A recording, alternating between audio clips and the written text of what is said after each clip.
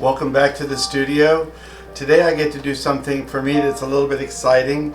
I get to work with one of our brand new items. It's a prototype.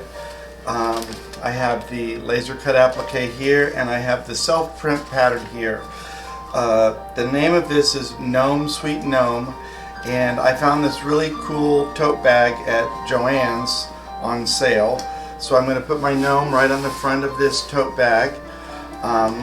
And because this was a self-print, I'm going to go ahead and piece my pattern together, and I'll show you how I do that in just a second. I'll bring the camera in closer so you can see it instead of me, and then we'll get started. This should be pretty cute and pretty fun. And this pattern was designed by Patricia Ritter.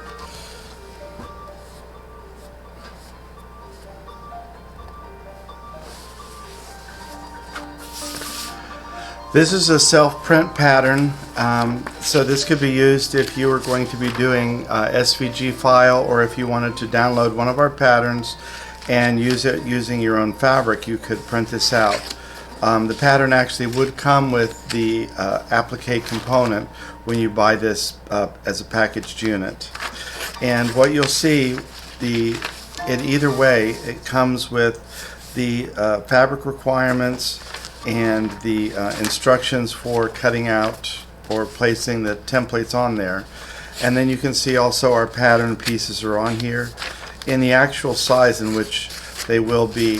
So I'm going to go ahead and get these pieces cut out on the dotted line so that I can overlap them and get them taped together. And that'll be our next step for getting this tote bag project on its way out the door.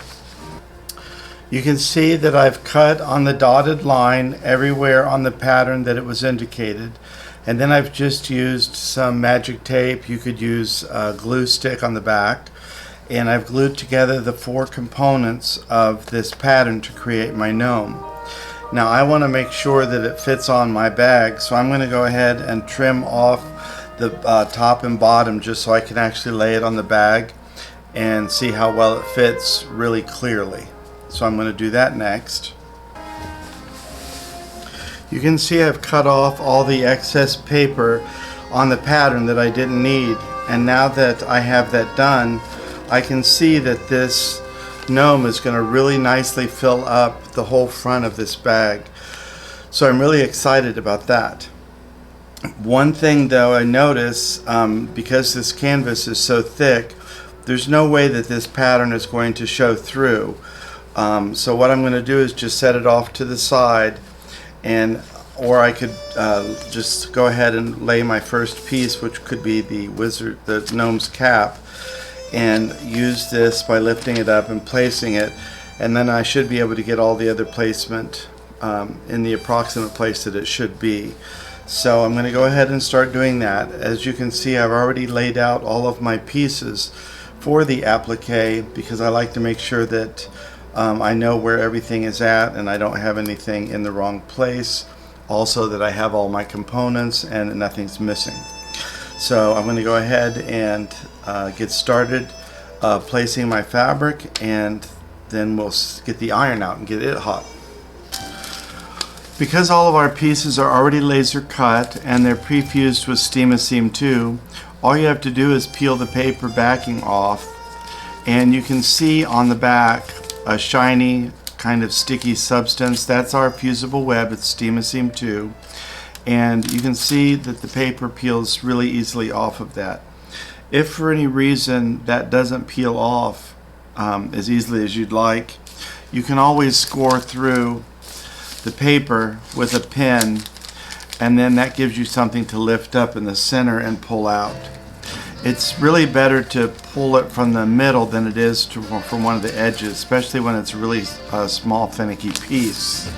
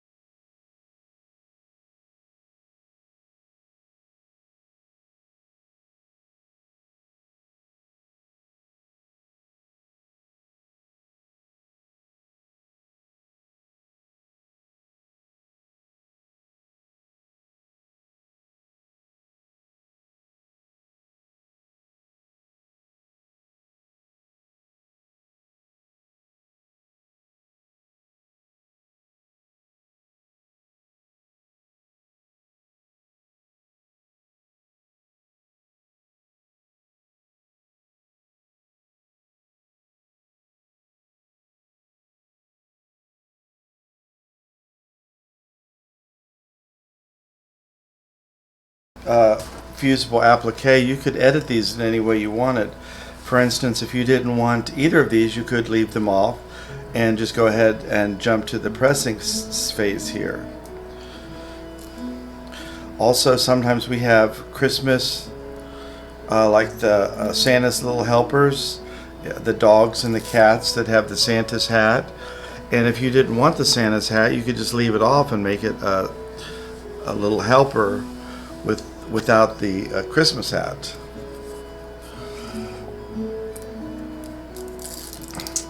So these could be edited any way that you want when you're doing the work yourself. Edit it to suit yourself. And I can see my flower is not exactly in the same position as that one is, but I'm not going to cry over that because I almost always get this flower in the wrong position. It's my nemesis.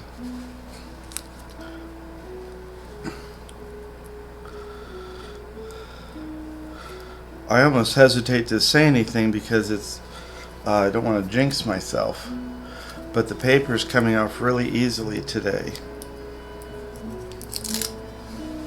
I don't know if that's because these are brand new. And also, I really love the way that this is fitting on this bag. This bag was just the perfect component to put this applique on. You could use this as a grocery bag. You could use it as gym bag, music bag. Take your music to class with you. It would be great to go to quilt meetings with when we're allowed to do that again.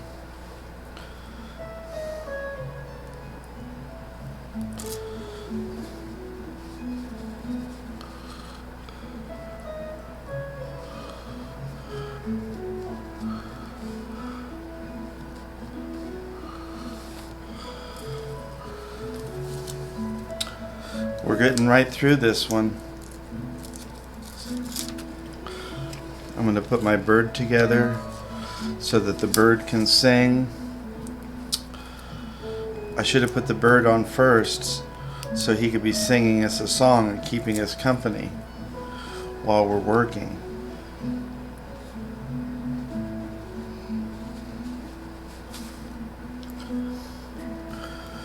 Well, he's not going to be able to sing if I don't give him his little beak. And I like to tuck the beak underneath so I can lift up that piece again and put that right where it needs to go.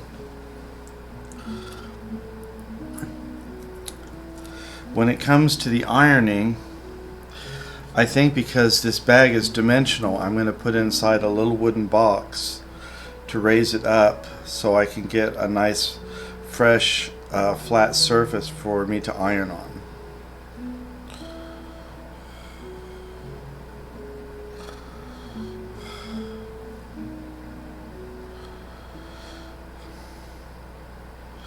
I'm going to have to re-iron my little eye because the webbing didn't stick to the back.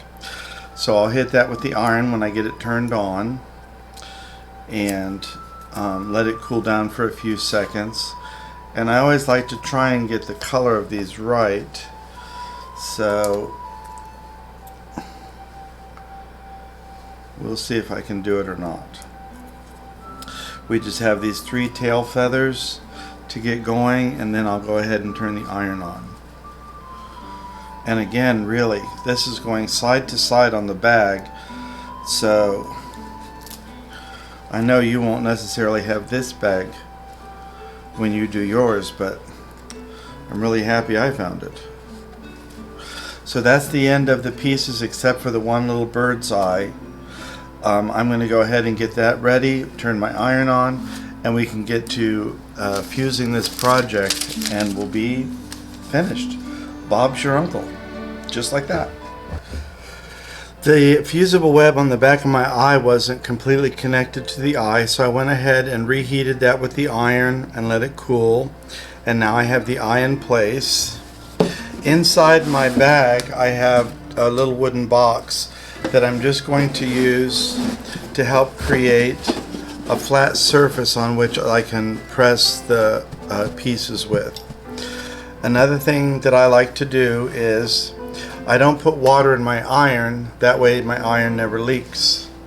So what I'm going to do is use just a spritz bottle, and I can spray the top of the applique, and by doing this I'm letting the steam be created because it is Steam 2. It does require steam.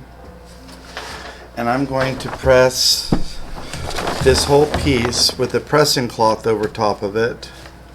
That'll trap in the steam. And I'm just going to hold that in place and let the heat go through the pressing cloth and through the components. I really want to make sure that I give the heat time to go through and activate that adhesive, which requires the heat, time, and the moisture from the spritz bottle.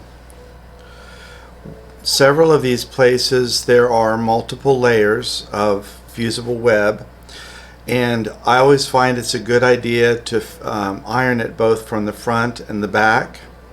So when I'm finished, I'll go ahead and turn this bag inside out, and I will iron it again from the inside, because you really want to make sure that the fusible web gets activated and has a chance to adhere to both the top layer of fabric and the canvas bag. Now this is clearly not going to have any stitching on it of any kind. Once I'm finished with this pressing, this is permanent. The bag could be laundered as normal. If you needed to launder the bag, you would just launder it as you normally would. I mean, maybe you might turn it inside out if you wanted to, but that really isn't required. But once you properly fuse Steam 2, it's a permanent product, and it doesn't necessarily have to be top stitched the way many of us were taught in the beginning with quilting. We were always told we had to top stitch over all the little pieces, and let's face it, I don't know too many people who really want to do that. And there's two reasons why I like to use the pressing cloth. One of them is in case you do have water in the iron and the iron water isn't clear. If the iron spurts, it's not going to leave a stain on your product. But the other reason is sometimes I get lazy, as many people know, and I don't lift the iron up high enough when I'm moving side to side. And the edge of the iron might catch the edge of one of the appliques and cause it to crinkle over on itself and then fuse without me knowing it. So by using this pressing cloth over top of everything, I'm making sure that all of the pieces are laying flat as I'm fusing them, so when it's finished you have a really beautiful finished product. Now I'm going to continue to iron this a little bit more, but I want to take it off just so you can see basically what the finished product looks like. So this is our Gnome Sweet Gnome. It's available now on the website. I think it is really cute on a little project like this, but it would also be really cute on a wall hanging or a larger quilt. I also think if you had kind of a neutral back, you could put something like this on the back of a quilt also, and sign around it, or put some information around it, almost like a quilt label. But it's something on the back of the quilt also entertaining as the front is. So there's a lot of great ways to use this, and I want to thank you for stopping by today, and we'll see you again soon.